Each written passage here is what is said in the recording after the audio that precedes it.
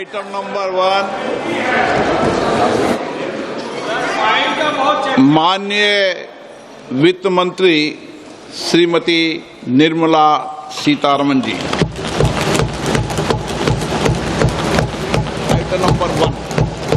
Item number 1.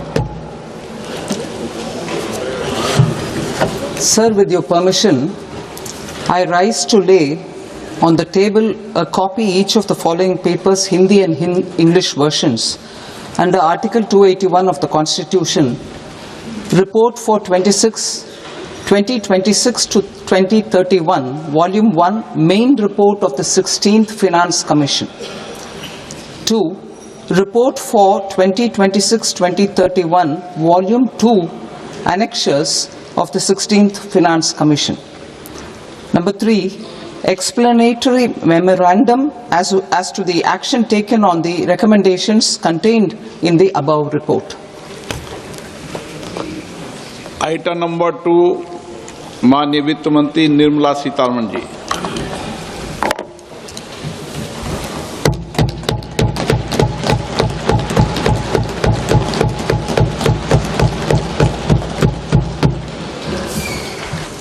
Honorable Speaker, sir, on the sacred occasion of Magh Purnima and the birth anniversary of Guru Ravidas, I present the budget for the year 2026-2027. Since we assumed office 12 years ago, India's economic trajectory has been marked by stability, fiscal discipline, sustained growth, and moderate inflation. This is the result of conscious choices we have made, even in times heightened uncertainty and disruption. Our government, led by Honorable Prime Minister Modi, has decisively and consistently chosen action over ambivalence, reform over rhetoric, and people over populism. We have pursued far-reaching structural reforms, fiscal prudence and monetary stability, whilst maintaining a strong thrust on public investment. Keeping Atmanirbharta as a lodestar, we have built domestic manufacturing capacity, energy security, and reduced critical import dependencies. Simultaneously, we have ensured that citizens benefit from every action of the government, undertaking reforms to support employment generation, agricultural productivity, household purchasing power, and universal services to people. These measures have delivered a high growth rate of around 7% and helped us make substantial strides in poverty reduction and improvement in the lives of our people. Today, we face an external environment in which trade and multilateralism are imperiled and access to resources and supply chains are disrupted.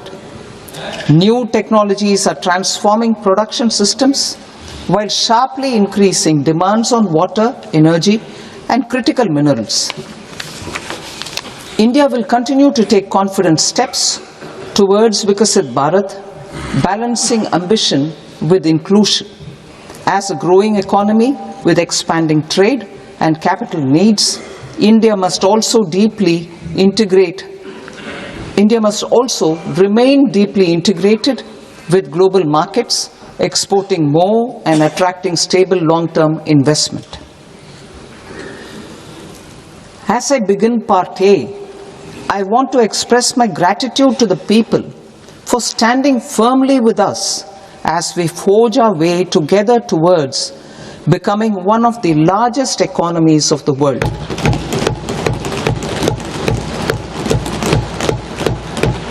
Our aim is to transform aspiration into achievement and potential into performance as we ensure that the dividends of growth reach every farmer, the scheduled caste, the scheduled tribes, the nomads, the youth, the poor, and the women. In Viksit Bharat Young Leaders Dialogue 2026, several innovative ideas were shared with our Prime Minister, which have inspired many of the proposals, making this a unique Yuva Shakti-driven budget. Our government's sankalp is to focus on our poor, underprivileged and the disadvantaged. To deliver on this sankalp, and given that this is the first budget prepared in Kartavya Bhavan, we are inspired by three Kartavya. Our first Kartavya is to accelerate and sustain economic growth by enhancing productivity and competitiveness and building resilience to volatile global dynamics. Our second Kartavya is to fulfill aspirations of our people and build their capacity, making them strong partners in India's path to prosperity. Our third Kartavya, aligned with our vision of Sabka Saath, Sabka Vikas, is to ensure that every family, community, region and sector has access to resources, amenities and opportunities for meaningful participation. This threefold approach requires a supportive ecosystem. The first requirement is to sustain the momentum of structural reforms, continuous, adaptive and forward-looking. Second, a robust and resilient financial sector is central to mobilizing savings, allocating capital efficiently, and managing risks. Third, cutting-edge technologies, including AI applications, can serve us as force multipliers for better governance. Reform Express. Our government has undertaken comprehensive reforms towards creating employment, boosting productivity, and accelerating growth. After the Prime Minister's announcement on Independence Day in 2025, over 350 reforms have been rolled out. This includes GST simplification, notification of labor codes, and rationalization of mandatory quality control orders. High-level committees have been formed, and in parallel, the central government is working with the state governments on deregulation and reducing compliance requirements. The Reform Express is well on its way and will maintain its momentum to help us fulfill our Kartavya. I now move to specific proposals. Under our first Kartavya, to accelerate and sustain economic growth, I propose interventions in 6 areas. 1. Scaling up manufacturing in 7 strategic and frontier sectors. 2. Rejuvenating legacy industrial sectors. 3. Creating champion MSMEs. 4. Delivering a powerful push for infrastructure. 5. Ensuring long-term security and stability. And 6. Developing city economic regions. Scaling up of manufacturing in 7 strategic and frontier sectors. Biopharma Shakti, meaning biopharma strategy for health advancement through knowledge, technology and innovation. India's disease burden is observed to be shifting towards non-communicable diseases like diabetes, cancer and autoimmune disorders. Biologic medicines are key to longevity and quality of life at affordable costs. To develop India as a global biopharma manufacturing hub,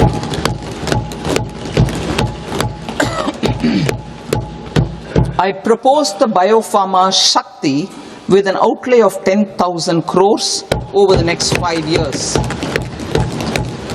This will build the ecosystem for domestic production of biologics and biosimilars. The strategy will include a biopharma focused network with 3 new national institutes of pharmaceutical education and research, popularly known as NIPERS, and upgrading 7 existing ones. It will also create a network of 1,000 accredited India clinical trials sites. We propose to strengthen the Central Drug Standard Control Organization to meet global standards and approve timeframes through and approval timeframes through a dedicated scientific review cadre and specialists. India's semiconductor mission 1.0 expanded India's semiconductor sector capabilities. Building on this, we will launch ISM 2.0 to produce equipment and materials, design full-stack Indian IP, and fortify supply chains. We will also focus on industry-led research and training centers to develop technology and skilled workforce. The Electronics Components Manufacturing Scheme, launched in April 2025 with an outlay of 22,919 crores, already has investment commitments at double the targets. We propose to increase the outlay to 40,000 crores to capitalize on this momentum.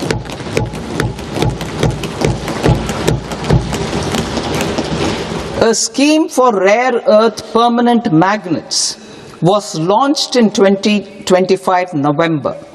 We now propose to support the mineral-rich states of Odisha, Kerala, Andhra Pradesh and Tamil Nadu to establish dedicated rare earth corridors to promote mining, processing, research and manufacturing. To enhance domestic chemical production and reduction import dependency and reduce import dependency, we will launch a scheme to support states in establishing 3 dedicated chemical parks through challenge route on a cluster-based plug-and-play model.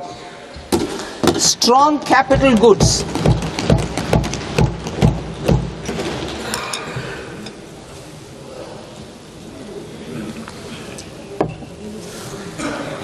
Strong capital goods capability is a determinant of productivity and quality across different sectors.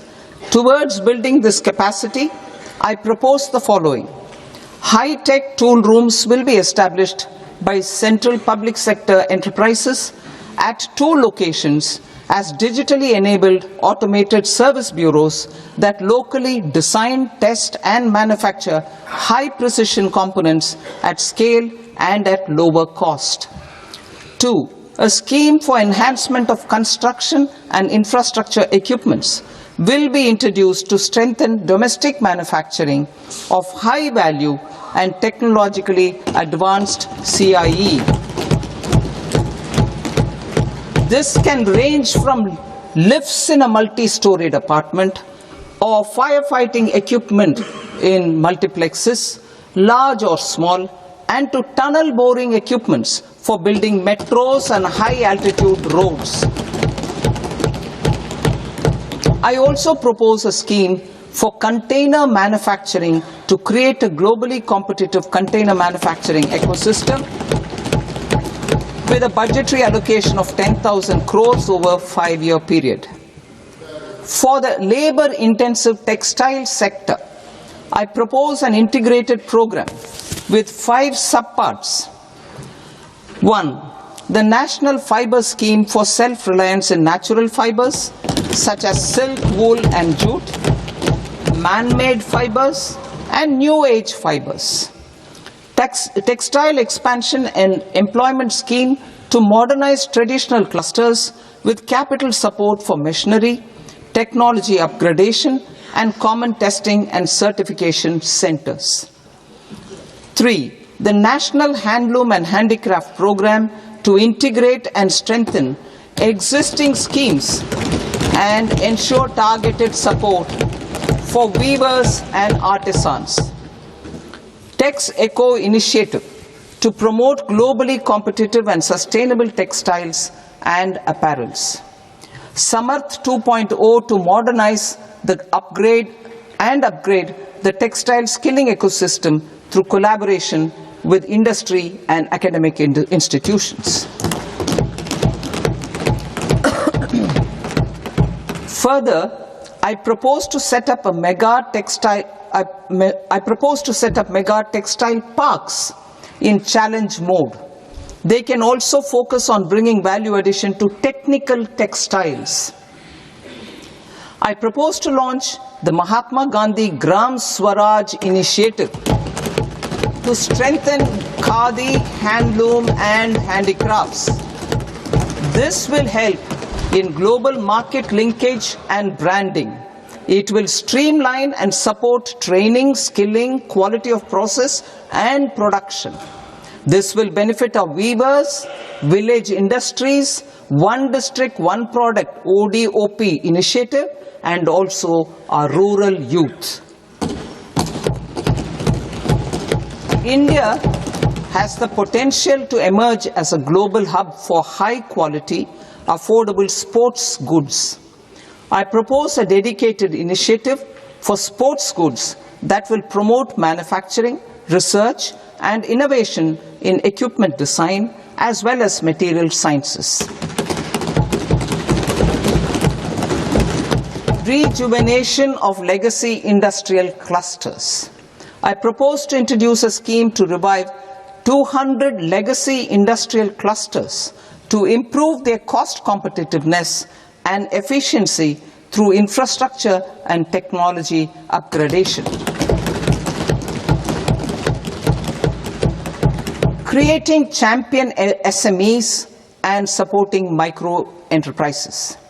Recognizing MSMEs as a vital engine of growth, I propose a three-pronged approach to help them grow as champions. Equity support. I propose to introduce a dedicated 10,000 crores SME growth fund to create future champions, incentivizing enterprises based on select criteria. I also propose to top up the Self-Reliant India Fund set up in 2021 with 2,000 crores to continue support to micro enterprises and maintain their access to risk capital. Liquidity support. With TREDS, more than 7 lakh crore has been made available to MSMEs. To leverage its full potential, I propose 4 measures. 1. Mandate TREDS as the transaction settlement platform for all purchases from MSMEs by CPSEs, serving as a benchmark for other corporates. 2. Introduce a credit guarantee support mechanism through CGTMSE for invoice discounting on TREDS platform. 3. Link GEM with TREDS for sharing information with financiers about government purchases from MSMEs, encouraging cheaper and quicker financing. 4. Introduce TREDS receivables as asset-backed securities, helping develop a secondary market, enhancing liquidity and settlement of transactions. Professional support. Government will facilitate professional institutions such as the ICAI, ICSI, ICMAI to design short-term modular courses and practical tools to develop a cadre of corporate mitras, especially in Tier 2 and Tier 3 towns. These accredited para-professionals will help MSMEs meet compliance requirements at affordable costs. Infrastructure. During this past decade, our government has undertaken several initiatives for large-scale enhancement of public infrastructure, including through new financing instruments such as Infrastructure Investment Trust (InvITs) and Real Estate Investment Trust (REITs), and institutions like NIIF and NABFID. We shall continue to focus on developing infrastructure in cities with over 5 lakh population, that is tier 2, tier 3 cities, which have expanded to become growth centers. Public capital expenditure has increased manifold from 2 lakh crore in 2014-15 to an allocation of 11.2 lakh crore in BE 25-26. In this coming year, that is financial year 2026-27, I propose to increase it to 12.2 lakh crores to continue the momentum. To strengthen the confidence of private developers regarding risks during infrastructure development and construction phase, I propose to set up an infrastructure risk guarantee fund to provide prudentially calibrated partial credit guarantee to lenders. Over the years, rights have emerged as a successful instrument for asset monetization. I propose to accelerate recycling of significant real estate assets of the CPSEs through the setting up of dedicated rights. To promote environmentally sustainable movement of cargo, I propose to 1. Establish new dedicated freight corridors connecting Dankuni in the east to Surat in the west. Operationalize 20 new national waterways over the next 5 years. Starting with National Waterways 5 in Orissa to connect mineral-rich areas of Talcher and Angul and industrial centers like Kalinga Nagar to the ports of Paradeep and Dhamra. Training institutes will be set up as regional centers of excellence for development of required manpower for these waterways.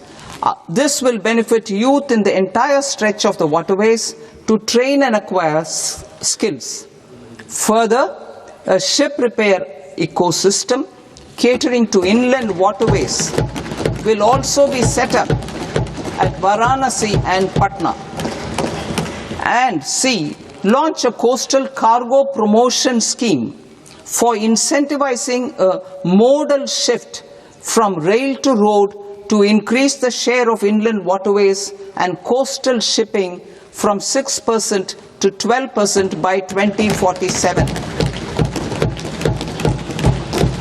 To enhance last mile and remote connectivity and promote tourism, I propose to give incentives to indigenize manufacturing of seaplanes. A seaplane VGF scheme will be also introduced to provide support for operations. Carbon capture, utilization and storage. Aligning with the roadmap launched in December 2025, the carbon capture, utilization and storage technologies at scale will achieve higher readiness and in end-use application across 5 industrial sectors, including power, steel, cement, refineries, and chemicals. An outlay of 20,000 crore is proposed over the next 5 years for this purpose. City economic regions. Cities are India's engines of growth, innovation, and opportunities. We shall now focus on Tier 2, Tier 3 cities, and even temple towns, which need modern infrastructure and basic amenities. This budget aims to further amplify the potential of cities to deliver the economic power of agglomerations by mapping city economic regions based on their specific growth drivers. An allocation of 5,000 crore per CER over 5 years is proposed for implementing their plans through a challenge mode with a reform-cum-result-based financing mechanism. In order to promote environmentally sustainable passenger systems, we will develop 7 high-speed rail corridors between cities as growth connectors, namely Mumbai to Pune, Pune to Hyderabad, Hyderabad to Bengaluru, Hyderabad to Chennai, Chennai to Bengaluru, Delhi to Varanasi, Varanasi to Siliguri.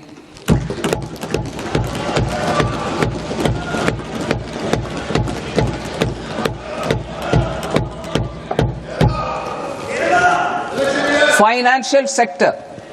The Indian banking sector today is characterized by strong balance sheet, historic highs in profitability, improved asset quality, and coverage exceeding 98% of villages in the country.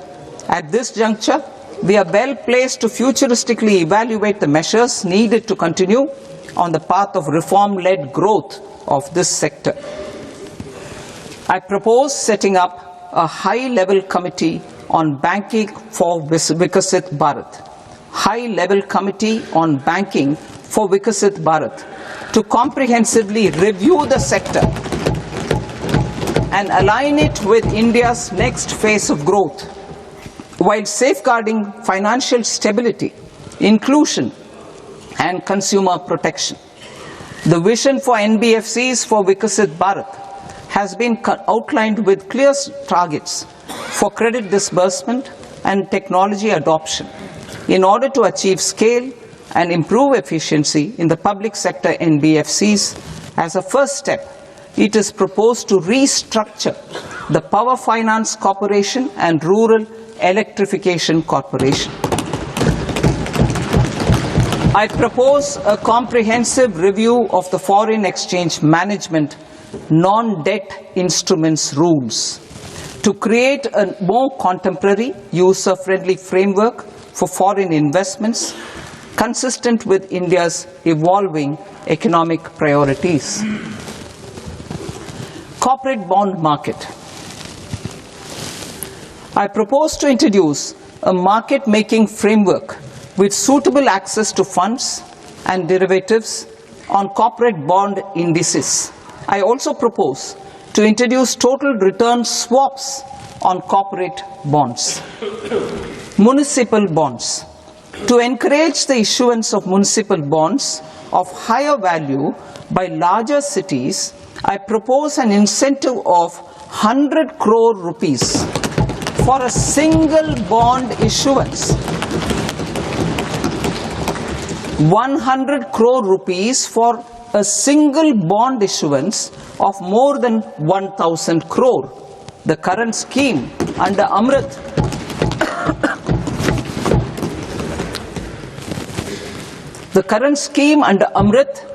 which incentivizes issuances up to 200 crores only, will also continue to support smaller and medium towns.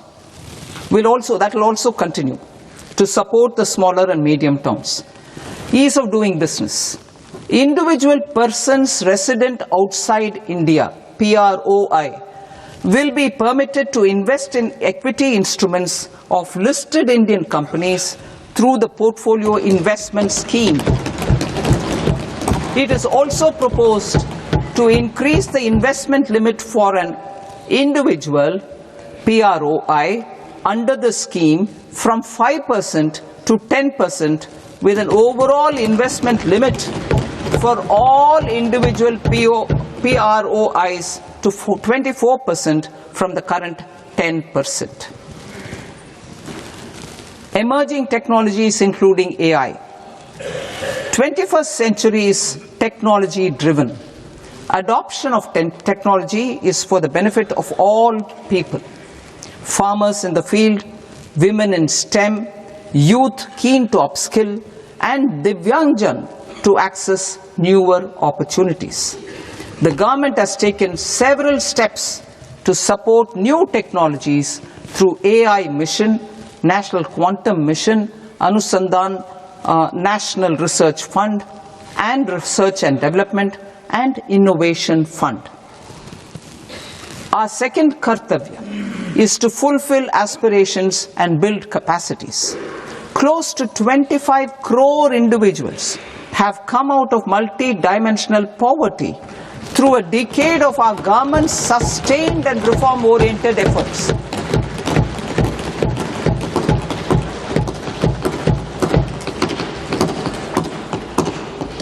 Our government has therefore decided to place a renewed emphasis on the service sector to provide a pathway to fulfilling aspirations of a youthful India with the following measures.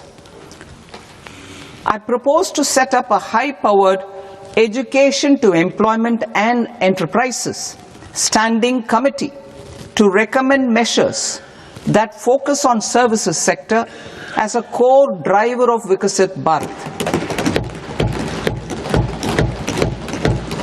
This will make us a global leader in services with a 10% global share by 2047. The committee will prioritize areas to optimize the potential for growth, employment, and exports. They will also assess the impact of emerging technologies, including AI, on jobs and skill requirements and propose measures thereof. To create a range of skilled career pathways, a new range of skilled career pathways for our youth, I propose interventions in the following sectors. Health. Existing institutions for allied health professionals will be upgraded and new AHP institutions established in private and government sectors. This will cover 10 selected disciplines, including optometry, radiology, anesthesia, OT technology, applied psychology and behavioral health, and add 1 lakh AHPs over the next 5 years. A strong care system covering geriatric and allied care services will be built. A variety of NSQF aligned programs will be developed to train multi-skilled caregivers, combining core care and allied skills such as wellness, yoga, and operation of medical assistive devices.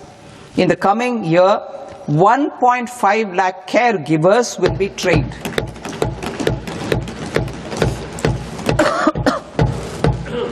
Hubs for medical value tourism. To promote India as a hub for medical tourism services, I propose to launch a scheme to support states in establishing 5 regional medical hubs in partnership with the private sector. These hubs will serve as integrated healthcare complexes that combine medical, educational, and research facilities. They will have Ayush centers, medical value tourism facilitation centers, and infrastructure for diagnostics, post-care, and rehabilitation.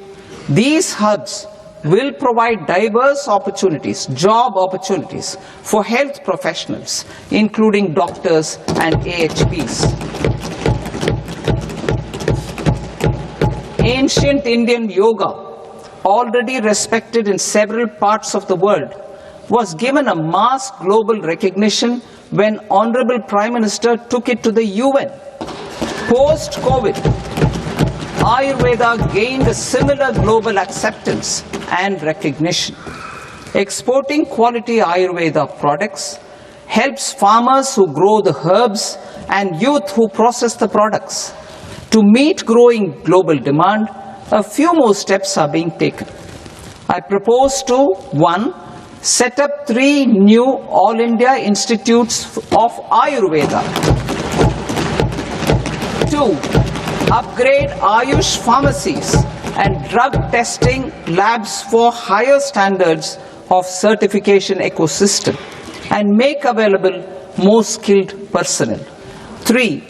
Upgrade the WHO Global Traditional Medicine Center in Jamnagar to bolster evidence-based research, training, and awareness for traditional medicine.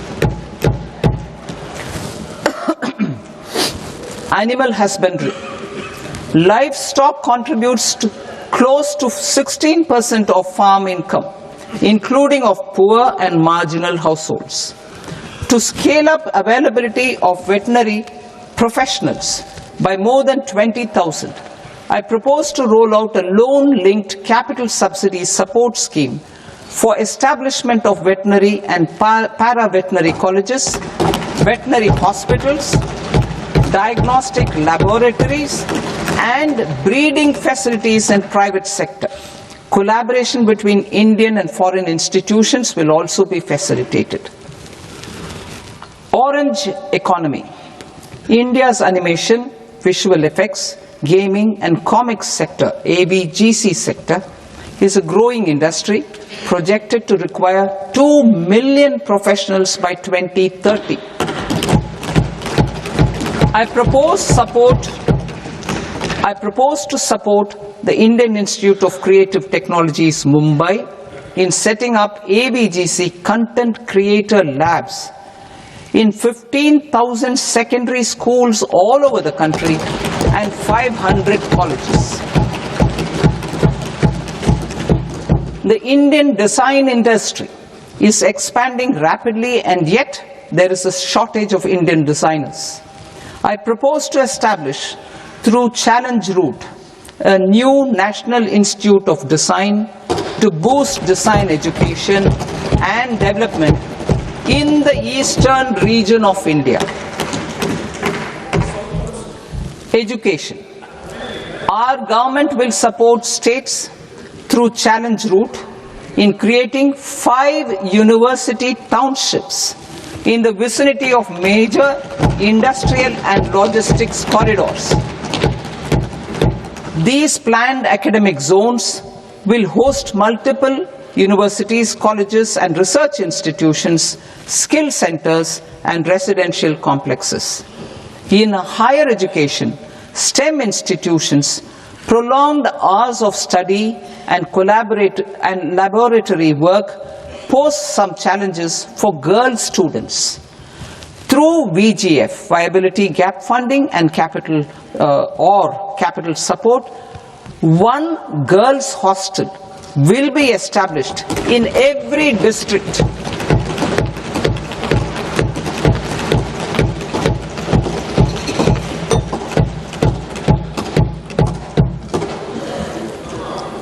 To promote astrophysics and astronomy via immersive experiences. 4 telescope infrastructure facilities will be set up or upgraded.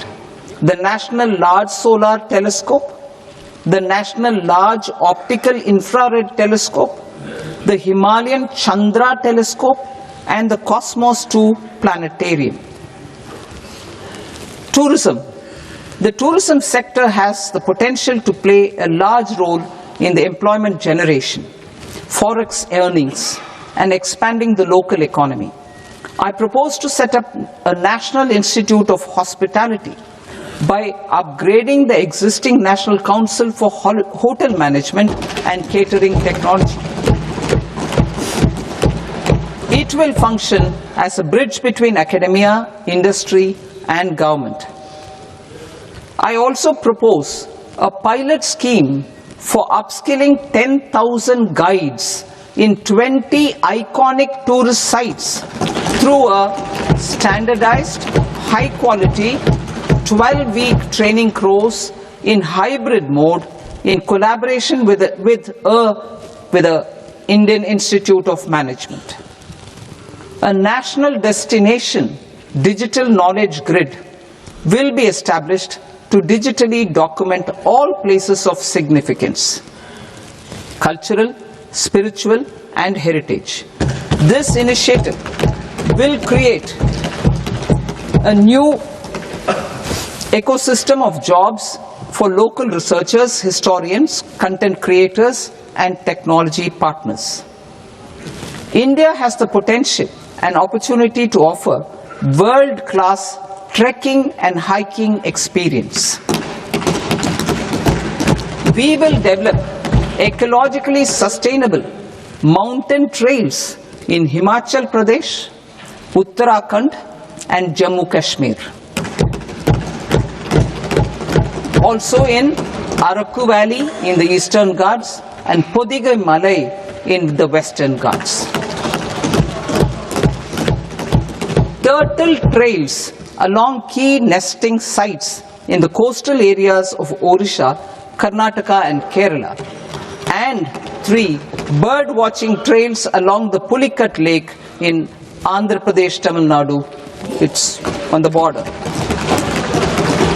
Under the visionary leadership of Honorable Prime Minister, we established the International Big Cat Alliance in 2024. This year, India is hosting the first ever Global Big Cat Summit, where heads of governments and ministers from 95 range countries will deliberate on collective strategies for conservation. Heritage and culture tourism. I propose to develop 15 archaeological sites, including Lothal, Dholavira, Rakhi-Gadi, Adichanallu, Saranath, Hastinapur, and Leh Palace into vibrant experiential cultural destinations. Excavated landscapes will be open to the public through curated walkways. Immersive storytelling skills and technologies will be introduced to help conservation labs, interpretation centers, and guides. The sports sector provides multiple means of employment, skilling, and job opportunities. Taking forward the systematic nurturing of sports talent which is set in motion through the Khelo India program earlier, I propose to launch a Khelo India mission to transform the sports sector over the next decade. The mission will facilitate an integrated talent development pathway supported by training centers which are foundational, intermediate, and elite levels. B, systematic development of coaches and support staff. C, integration of sports science and technology. D, competitions and leagues to promote sports culture and provide platforms. And E, development of sports infrastructure for training and competition. Our third Kartavya aligns with our vision of Sabka Saath, Sabka Vikas towards Vikasit Bharat.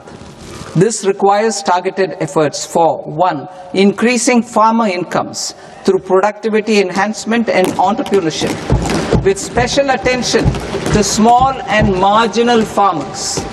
B, empowering Divyangjan through access to livelihood opportunities, training, and high-quality assistive devices.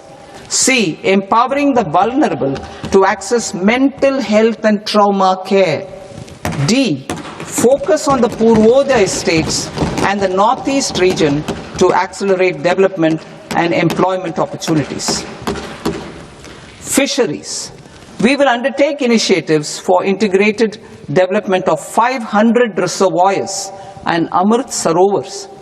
2, strengthen the fisheries value chain in coastal areas and enable market linkages involving startups and women-led groups together with fish farmer producer organizations. Animal husbandry. To provide quality employment opportunities in rural and peri-urban areas, we will support the animal husbandry sector in entrepreneurship development through a credit-linked subsidy program, B, scaling up and modernization of livestock enterprises, C, enhanced creation of livestock, dairy, and poultry, enhanced creation of livestock, dairy, and poultry-focused integrated value chains, and D, encourage creation of livestock farmer-producer organizations. High-value agriculture. To diversify farm outputs, increase productivity, enhance farmers' incomes, and create new employment opportunities, we will support high-value crops such as coconut, sandalwood, cocoa, cashew in the coastal areas, agar trees in northeast, and nuts such as almonds, walnuts, and pine nuts in our hilly regions. These, all of them, will be supported. India is the world's largest producer of coconuts. About 30 million people including nearly 10 million farmers, depend on coconuts for their livelihood. To further enhance competitiveness in coconut production, I propose a coconut promotion scheme to increase production and enhance productivity through various interventions, including replacing and non-productive trees with new saplings or plants or varieties in major coconut growing states. A dedicated program is proposed for Indian cashew and cocoa to make India self-reliant in raw cashew and coconut production and processing, enhance export competitiveness, and transform Indian cashew and Indian cocoa into premium global brands by 2030. Sandalwood. Sandalwood is closely linked to India's social and cultural heritage.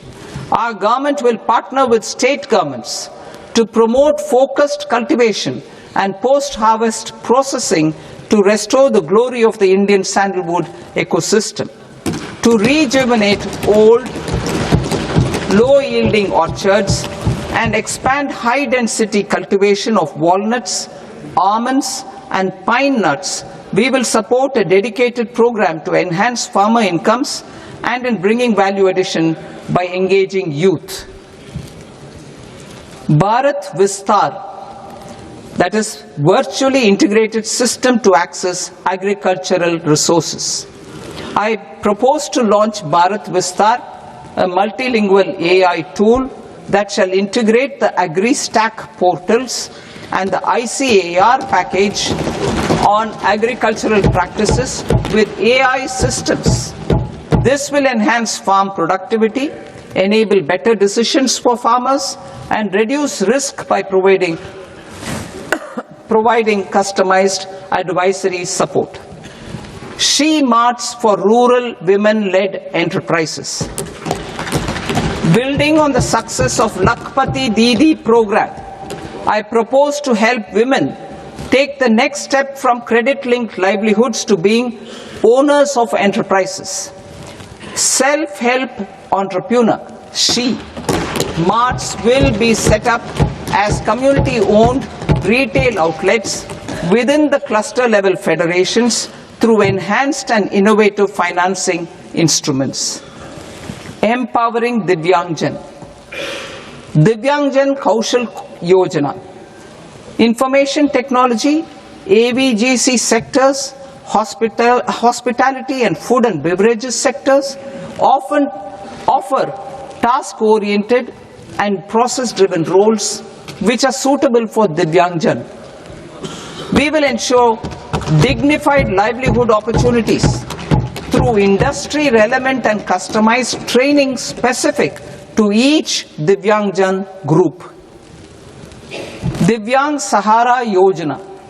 Timely access to high-quality assistive devices for all eligible Divyangjan is a fundamental need. I propose to 1. Support the Artificial Limbs Manufacturing Corporation of India, Alimco, to set up and to scale up production of assistive devices. Invest in R&D and AI integration.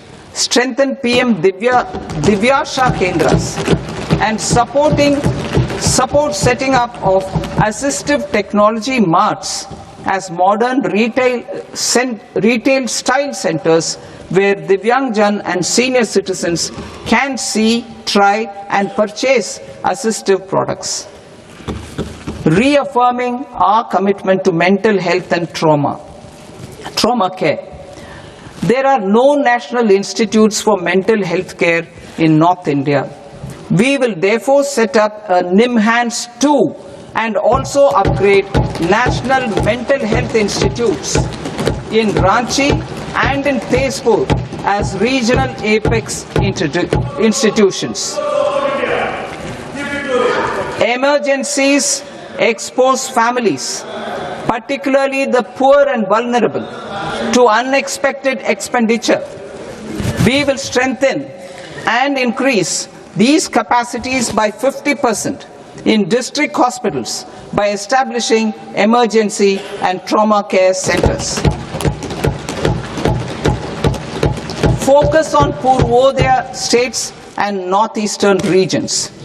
Purvodaya, I propose the development of an integrated East Coast industrial corridor with a well-connected node at Durgapur, creation of 5 tourism destinations in 5 Purvodaya states, and the provision of 4,000 e-buses. Buddhist sites in northeastern region. The northeastern region is a civilizational confluence of Theravada and Mahayana or Vajrayana traditions. I propose to launch a scheme for development of Buddhist circuits in Arunachal Pradesh, Sikkim, Assam, Manipur, Mizoram and Tripura. The scheme will cover preservation of temples and monasteries, pilgrimage interpretation centers, connectivity and pilgrim amenities. 16th Finance Commission.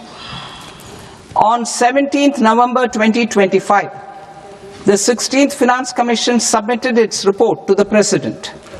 As mandated under Article 281 of the Constitution, the government is to lay the report along with the explanatory memorandum on the action taken report on the recommendations of the Commission in Parliament, which, Sir, Honourable Speaker, you've allowed me to do at the commencement of this session. The government has accepted the recommendation of the Commission to retain the vertical share of devolution at 41%. As recommended by the Commission, I have provided 1.4 lakh crores of rupees to the states for the year 2026-2027 as Finance Commission grants. These include rural and urban local body and disaster management grants. Fiscal consolidation. Government has been delivering on our fiscal commitments consistently without compromising on social needs. To strive towards accepted standards of fiscal management in Budget 25-26, I had indicated that the central government would target reaching a debt to GDP ratio of 50 plus or minus 1% by 2030-31. In line with this, the debt to GDP ratio is estimated to be 55.6% of GDP in BE 26-27. compared to 56.1% of GDP in RE 25-26. A declining debt to GDP ratio will gradually free up resources for priority sector lending and expenditure by reducing the outgo on interest payments. One of the main operational instruments for debt targeting is the fiscal deficit. I am happy to inform this august House that I fulfilled my commitment made in 2021-2022 to reduce fiscal deficit below 4.5% of GDP by 25-26. In RE 25-26, the fiscal deficit has been estimated at par with BE of 2025-26 at 4.4% of GDP. In line with the new fiscal prudence path of debt consolidation, the fiscal deficit in BE 26-27 is estimated to be 4.3% of the GDP.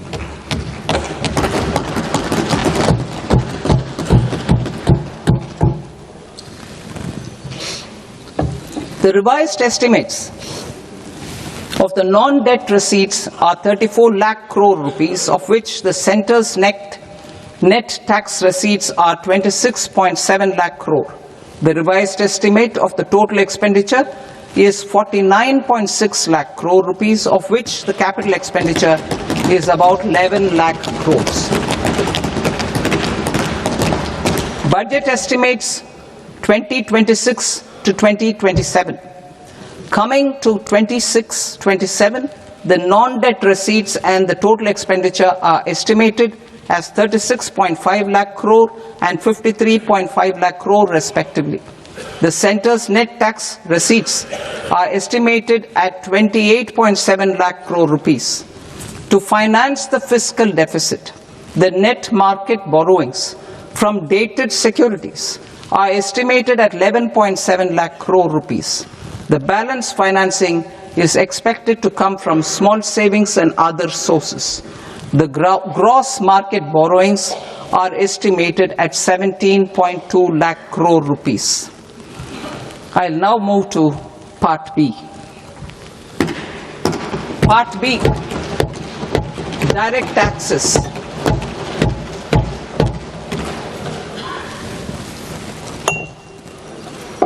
Honorable Speaker, sir, I now present my proposals on direct taxes. New Income Tax Act. In July 2024, I announced a comprehensive review of the Income Tax Act 1961. This was completed in a record time, and the Income Tax Act 2025 will come into effect from 1st April 2026. The simplified income tax rules and forms will be notified shortly, giving adequate time to taxpayers to acquaint themselves with its requirements. The forms have been redesigned such that ordinary citizens can comply without difficulty. Ease of living. I propose that any interest awarded by the Motor Accident Claims Tribunal to a natural person will be exempt from income tax, and any TDS on this account will be done away with. I propose to reduce TCS rate on the sale of overseas tour program package from the current 5% and 20% to 2% without any stipulation of amount. I propose to reduce TCS rate for pursuing education and for medical purposes under the Liberalized Remittance Scheme, popularly known as LRS, from 5% to 2%. Supply of manpower services is proposed to be specifically brought within the ambit of payment to contractors for the purpose of TDS to avoid ambiguity. Thus, TDS on these services will be at the rate of either 1% or 2% only. I propose a scheme for small taxpayers wherein a rule-based automated process will enable obtaining a lower or nil deduction certificate instead of filing an application with the assessing officer. For the ease of taxpayer holding securities in multiple companies, I propose to enable depositories to accept Form 15G or Form 15H from the investor and provide it directly to various relevant companies. I propose to extend time available for revising returns from 31st December to up to 31st March with the payment of a nominal fee. I also propose to stagger the timeline for filing of tax returns. Individuals with ITR 1 and ITR 2 returns will continue to file till 31st July, and non-audit business cases or trusts are proposed to be allowed time till 31st August. TDS on sale of immovable property by a non-resident is proposed to be deducted and deposited through resident buyers and his or her PAN-based challan instead of requiring a TAN, which is a temporary accounting number. To address practical issues of small taxpayers like students, young professionals, tech employees, relocated NRIs, and such others, I propose to introduce a one-time 6-month foreign asset disclosure scheme for these taxpayers to disclose income or assets below a certain size. This scheme would be applicable for two categories of taxpayers, namely A, who did not disclose their overseas income or assets, and B, who disclosed their overseas income and or paid due tax but could not declare the asset acquired. For category A, the limit of undisclosed income or asset is proposed to be up to 1 crore rupees. They need to pay 30% of fair market value of asset or 30% of undisclosed income as tax and 30% as additional income tax in lieu of penalty and would thereby get immunity from prosecution. For category B, asset value is proposed to be up to 5 crore rupees. Here, immunity from both penalty and prosecution will be available with a payment of fee of 1 lakh rupees. Rationalizing penalty and prosecution. Multiplicity of proceedings are hindrance to the ease of doing business. I propose to integrate assessment and penalty proceedings by way of a common order for both. There will be no interest liability on the taxpayer on the penalty amount for the period of appeal before the first appellate authority, irrespective of the outcome of appeal process. Further, quantum of prepayment is being reduced from 20% to 10% and will continue to be calculated only on core tax demand. As an additional measure for reducing litigation, I propose to allow taxpayers to update their returns even after reassessment proceedings have been initiated and an additional 10% tax rate over and above the rate applicable for the relevant year. The assessing officer will then use only this updated return in his proceedings. There is already a framework for immunity from penalty and prosecution in the cases of underreporting. I propose to apply this framework for immunity to misreporting too. However, in such a case, the taxpayer will need to pay 100% of the tax amount as an additional income tax over and above the tax and interest due. Penalties for certain technical defaults, such as failure to get accounts audited, non-furnishing of transfer pricing audit report, and default in furnishing statement for financial transactions are proposed to be converted into fee.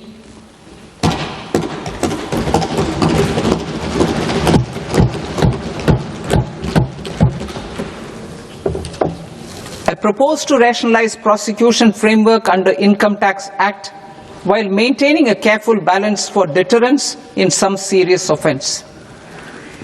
Non-production of books of account and documents and requirement of TDS payment where payment is made in kind are being decriminalized. Further, minor offences will attract fine only. The remaining prosecutions will be graded commensurate with the quantum of offence. They will entail only simple imprisonment with maximum imprisonment reduced to 2 years and power to courts to convert even those into fines. There is no penalty. There is no penalty presently for non-disclosure of non-immovable foreign assets with aggregate value less than 20 lakh rupees.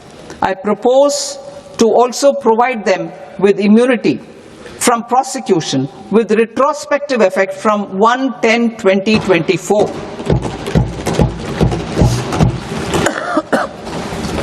Cooperatives.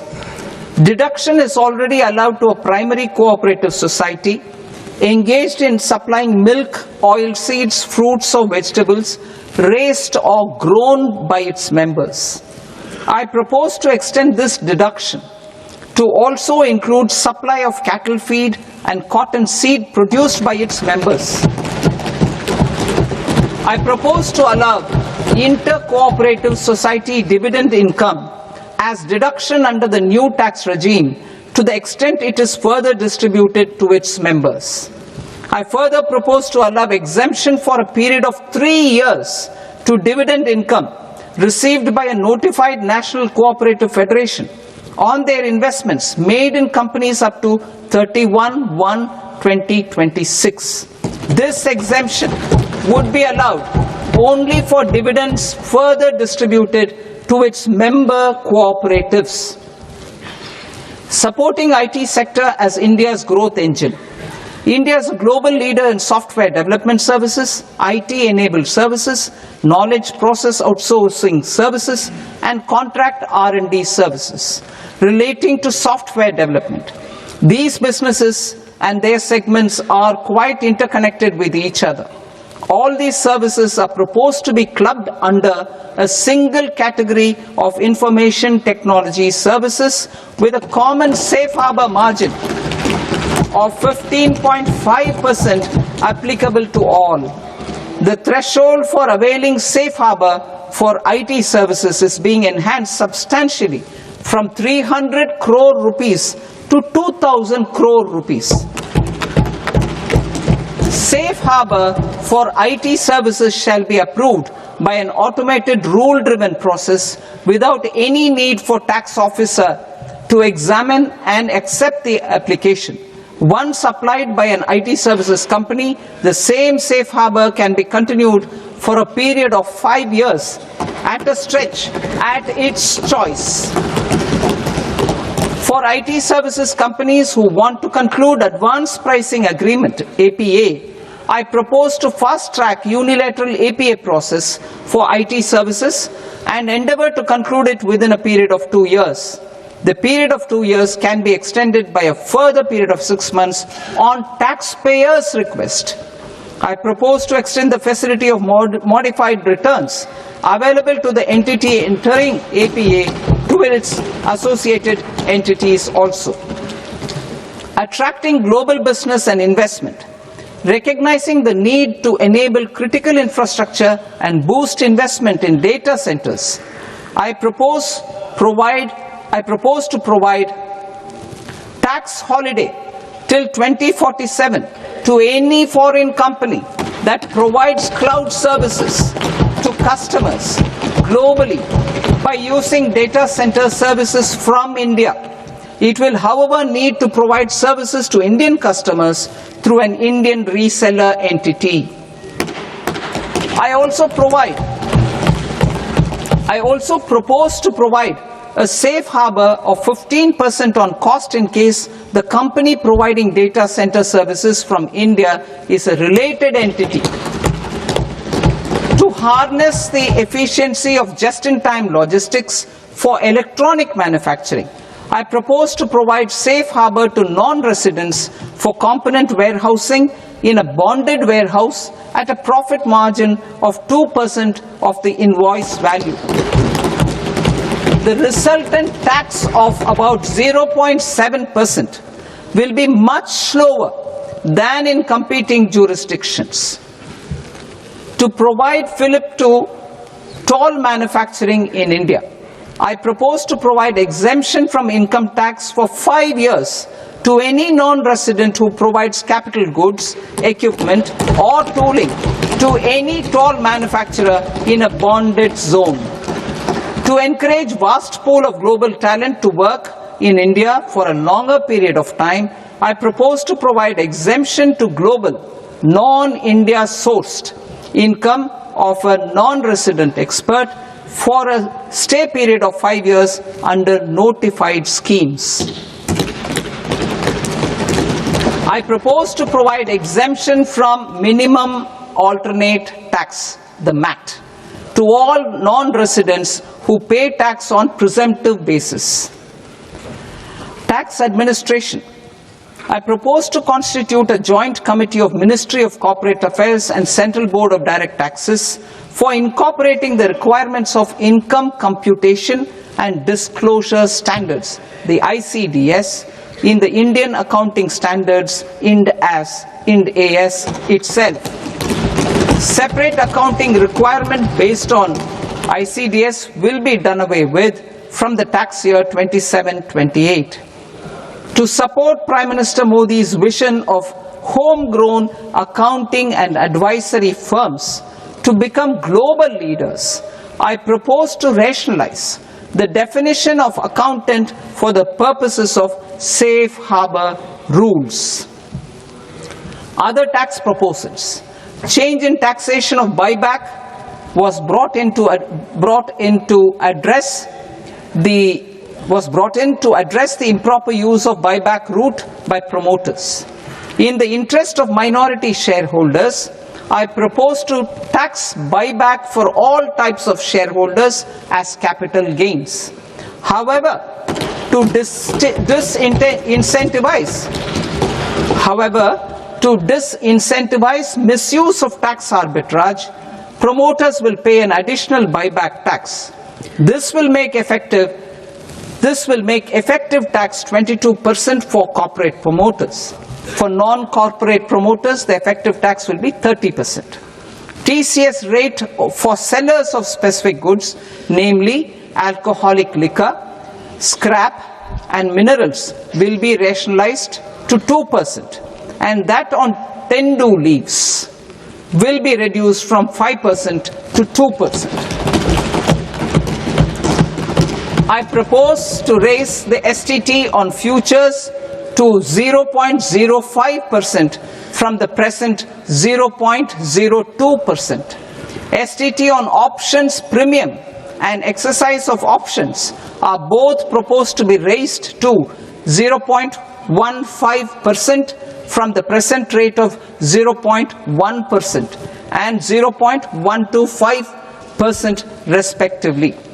We reformed the taxation landscape for corporates in 2019 by providing them a simplified regime with lower tax rate so that they could productively focus on business rather than on claim of deductions and exemptions. To encourage companies to shift to the new regime, set off of brought forward MAT credit, minimum alternate tax credit, is proposed to be allowed to companies only in the new regime. Set off using available MAT credit is proposed to be allowed to an extent of 1/4 of the tax liability in the new regime. MAT is proposed to be made final tax, so there will be no further credit accumulation from 1st April 2026. In line with this change, the rate of final tax is being reduced to 14% from the current MAT rate of 15%. The brought forward MAT credit of taxpayers accumulated till 30th March 2026 will continue to be available to them for set off as above. Indirect taxes. I shall now take up proposals related to indirect taxes. My proposals for customs and central excise aim to further simplify the tariff structure, support domestic manufacturing, promote export competitiveness, and correct inversion in duty. To continue weeding out long continuing customs duty exemptions, I propose to remove certain exemptions on items which are being manufactured in India or where the imports are negligible. Similarly, to further simplify the process of ascertaining the rate of duty applicable on a particular item, I propose to incorporate certain effective rates in various customs notifications to the tariff schedule itself. I shall now take up sector-specific proposals. Promotion of exports of marine, leather, and textile products. I propose to increase the limit for duty-free imports of specified inputs used for processing seafoods for export from the current 1% to 3% of FOB value of the previous year's export turnover. I also propose to allow duty-free imports of specified inputs, which is currently available for exports of leather or synthetic footwear, to exports of shoe uppers as well.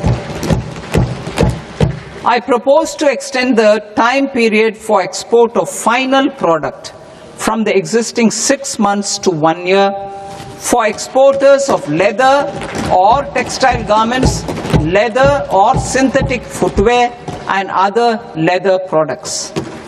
energy transition and security. I propose to extend the basic customs duty exemption given to capital goods used for manufacturing lithium-ion cells for batteries to those used for manufacturing lithium-ion cells for battery energy storage systems also. I propose to exempt basic customs duty on import of sodium antimonate for use in manufacture of solar glass. Nuclear power. I propose to extend the existing basic customs duty exemption on imports of goods required for nuclear power projects till the year 2035 and expand it for all nuclear plants irrespective of their capacity. Critical minerals. It is proposed to provide basic customs duty exemption to the import of capital goods required for the processing of critical minerals in India. Biogas blended CNG. I propose to exclude the entire value of biogas while calculating the central excise duty payable on biogas blended CNG. Civil and defense aviation. I propose to exempt basic customs duty on components and parts required for the manufacture of civilian training and other aircrafts. It is proposed to exempt basic customs duty on raw materials imported for the manufacture of parts of aircraft to be used in maintenance, repair, or overall requirements by units in the defense sector. Electronics. To deepen value addition in the consumer electronics sector, I propose to exempt basic customs duty on specified parts used in the manufacture of microwave ovens. Special economic zone. To address the concerns arising about utilization of capacity by manufacturing units in the special economic zones due to global trade disruptions, I propose as a special one-time measure to facilitate sales by eligible manufacturing units in SEZs to the domestic tariff area at concessional rates of duty. The quantity of such sales will be limited to a prescribed proportion of their exports. Necessary regulatory changes will be undertaken to operationalize the measures while ensuring level playing field for the units working in the DTA. Ease of living. To rationalize the customs duty structure for goods imported for personal use, I propose to reduce the tariff rate on all dutiable goods imported for personal use from 20% to 10%. To provide relief to patients, particularly those suffering from cancer, I propose to exempt basic customs duty on 17 drugs or medicines. I propose also to add 7 more rare diseases for the purposes of exempting import duties on personal imports of drugs, medicines, and food for special medical purposes used in their treatment. Customs process. India's role and share in the global trade is poised for a major leap in line with our ambition and journey towards Vikasit Bharat. In this regard, I propose many measures for custom processes to have minimal intervention for smoother and faster movement of goods and greater certainty to the trade. Trust-based systems. I propose to enhance duty deferral period for Tier 2 and Tier 3 authorized economic operators, known as AEOs, from 15 days to 30 days. I propose to provide eligible manufacturer importers the same duty deferral facility. This should encourage them to get themselves accredited as a full-fledged Tier 3 AEO in due course. To provide greater certainty and for better business planning, I propose to extend validity period of advance ruling binding on customs from the present 3 years to 5 years. In the spirit of the whole of government approach,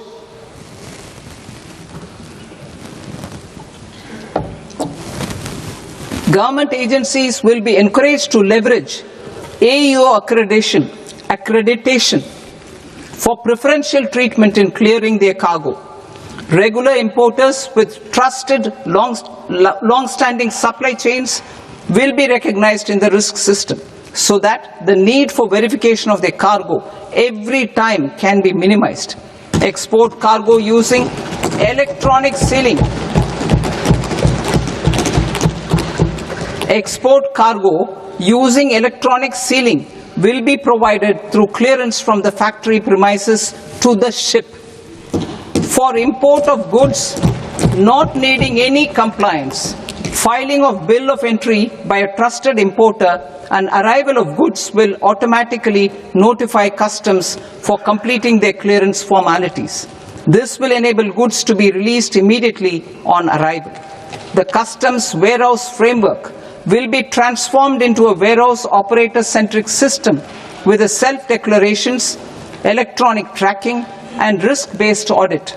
These reforms will move away from the current system of officer-dependent approvals and reduce transaction delays and compliance costs.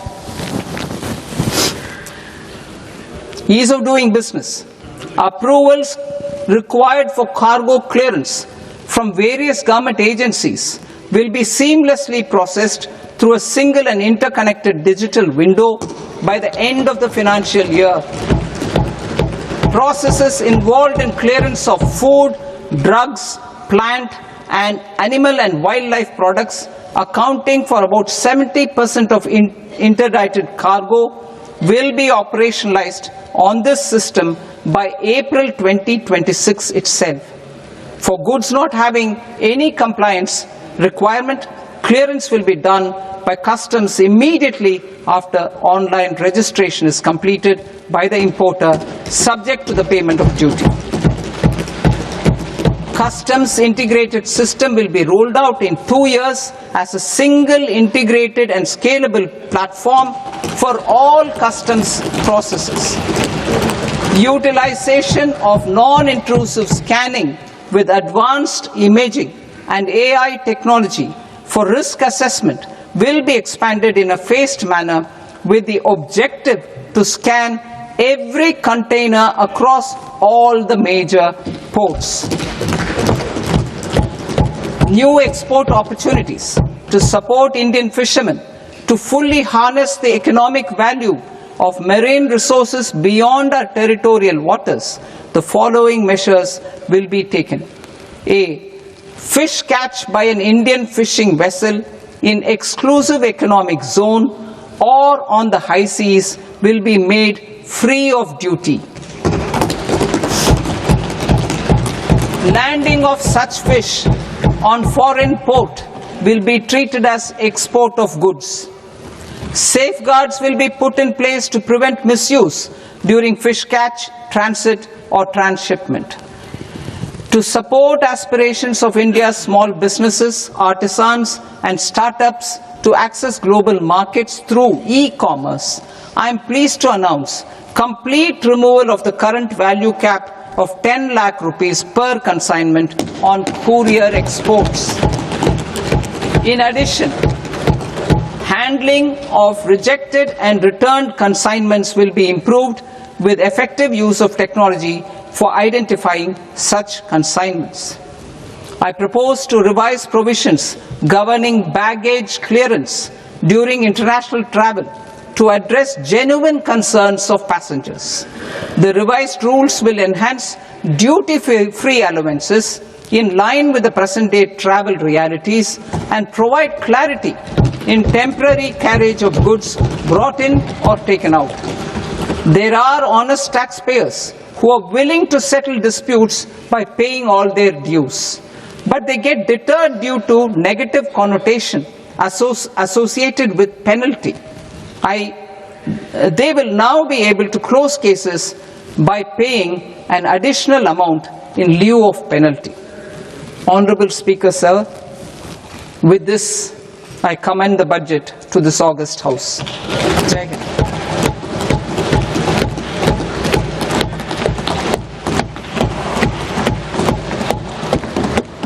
One and a half hours. Item number 3 माननीय वित्त मंत्री जी।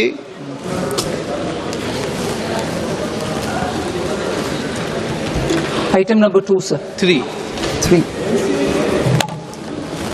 Sir, with your permission, I rise to lay on the table of the table the following statements under Section 3(1) of the Fiscal Responsibility and Budget Management Act of 2003. Medium-term fiscal policy cum fiscal policy strategy statement and macroeconomic framework statement. Item number 4 माननीय वित्त मंत्री जी। Sir, with your permission, I move for leave to introduce the Finance Bill 2026. प्रश्न ये कि विधेयक को पुनर्स्थापित करने की अनुमति प्रदान की जाए। जो सदस्य इस पक्ष में हाँ गए, जो सदस्य विरोध में ना गए, मेरे विचार में निर्णय हाँ वालों के पक्ष में, हाँ वालों के पक्ष में अनुमति प्रदान की जाती है। माननीय मंत्री जी, अब विधेयक पूरे स्थापित करें। Sir, I introduce the bill. माननीय सदस्यगण, आपको सूचित किया जाता है कि माननीय वित्त मंत्री जी के बजट भाषण की कॉपी पब्लिकेशन काउंटर पर ली जाती है। बजट भाषण और बजट से संबंधित दस्तावेज आपके मोबाइल फोन और मेंबर पोर्टल्स पर ही उपलब्ध है। सभा की कार्रवाई कल सोमवार दिनांक 2 फरवरी 2026 को प्राप्त 11 बजे तक के लिए स्थगित की जाती है।